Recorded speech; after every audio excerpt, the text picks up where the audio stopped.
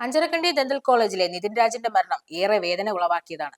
മരണത്തിൽ നീതി ലഭിക്കണമെന്ന് ആരോപിച്ച് ഇന്ന് സംസ്ഥാനത്താകമാനം ദളിത് സംഘടനകൾ ഹർത്താൽ പ്രഖ്യാപിച്ചിരുന്നു.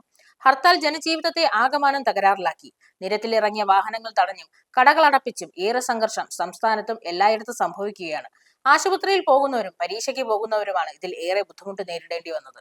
രാവിലെ തിരുവനന്തപുരത്ത് തമ്പാനൂരിൽ ശക്തമായ പ്രതിഷേധമുണ്ടായിരുന്നു. സെക്രട്ടേറിയറ്റിന്റെ മുന്നിൽ ദളിത് സംഘടനകൾ വലിയ പ്രതിഷേധമുണ്ടാക്കുന്നുണ്ട്. അംബേദ്കറുടെയും നിതിൻ രാജിന്റെയും ചിത്രം വെച്ച ബാനർ പിടിപ്പിച്ചുകൊണ്ട് റാലി നടക്കുകയാണ്. ഇത്രയും കാലം കഴിഞ്ഞിട്ടും ഇതുവരെ നിതിൻ രാജിന്റെ മരണകാരണം കണ്ടുപിടിക്കാൻ പോലീസിന് കഴിഞ്ഞിട്ടില്ല. മുൻകൂർ ജാമ്യം ലഭിച്ചതിനെ തുടർന്ന് ഡോക്ടർ സംഗീതയെ ചോദ്യം ചെയ്ത് വിട്ടയച്ചു. എന്നാൽ ഇത്രയും കുട്ടികൾ ഒരേ സ്വരത്തിൽ പരാതി പറഞ്ഞ റാമിനെ കണ്ടെത്താൻ കഴിഞ്ഞിട്ടില്ല. സൈബർ നിയമങ്ങൾ ഇത്രയും വികസിച്ച ഈ കാലത്ത് റാം ഒളിവിൽ എന്നത് നിസ്സാരമായ കാരണങ്ങൾ പറഞ്ഞ് പോലീസ് ഒഴിയുകയാണ്. സാധാരണക്കാരന് നീതി ലഭിക്കണമെന്ന് ഉറപ്പിച്ചാൽ റാമിനെ കണ്ടെത്തുക നിസ്സാരമാണെന്ന് ഏവർക്കും അറിയാം.